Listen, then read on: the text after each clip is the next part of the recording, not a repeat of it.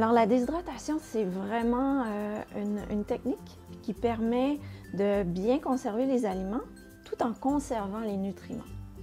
Alors, ce qu'il faut faire d'abord, c'est de choisir un bon déshydrateur. Celui-là a une très bonne évaporation de l'humidité. Le petit ventilateur est à l'autre bout, puis ça se fait super bien.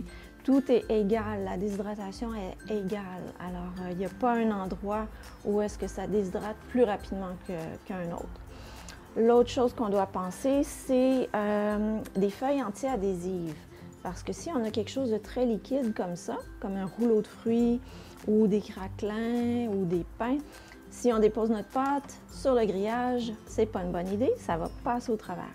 Mais si on a des petits fruits comme ça, tout simplement, qu'on veut faire déshydrater, des tomates, des fraises, des canneberges dans ce cas-ci, on peut les déposer directement sur le grillage et il n'y aura pas de problème.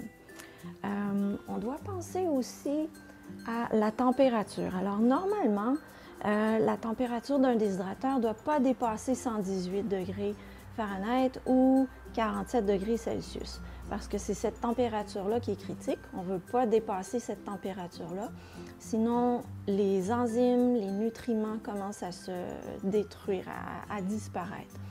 Par contre, ça prend quand même un certain temps avant que la nourriture atteigne cette température-là de 118 degrés. Donc, les 2 premières heures, on peut la mettre à 135 degrés. Et puis ensuite, on réduit à 115. Et moi, je réduis très souvent jusqu'à 105 degrés.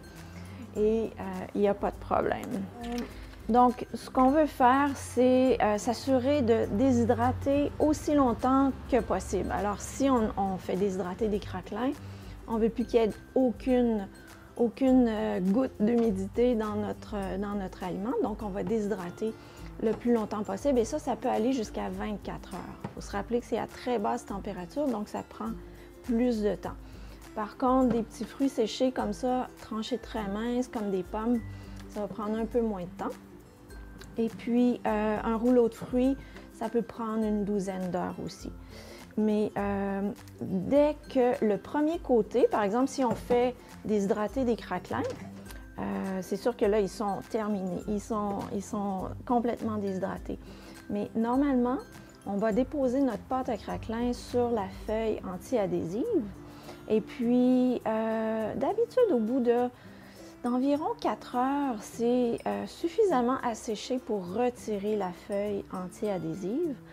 Et puis, on peut continuer la déshydratation à ce moment-là jusqu'à 24 heures très souvent.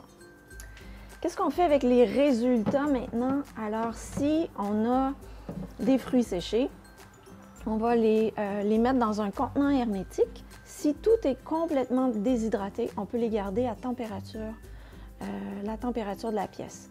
S'il reste un peu d'humidité, si on se fait par exemple des pains, on peut les conserver au réfrigérateur quelques jours.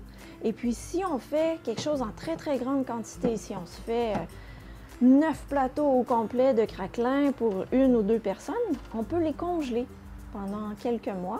Et avant de les manger, on va les remettre au déshydrateur pendant une couple d'heures pour enlever l'humidité qui se sera accumulée au congélateur.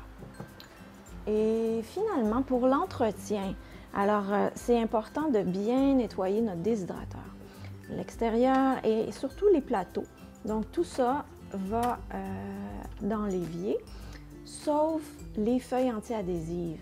Alors les feuilles anti-adhésives, quand on a pris toute la nourriture, on a sorti toute la nourriture du déshydrateur, on va prendre nos feuilles et on va les laver légèrement avec un chiffon mouillé d'eau savonneuse, puisque c'est vraiment pas recommandé de les immerger dans l'eau complètement, selon la compagnie.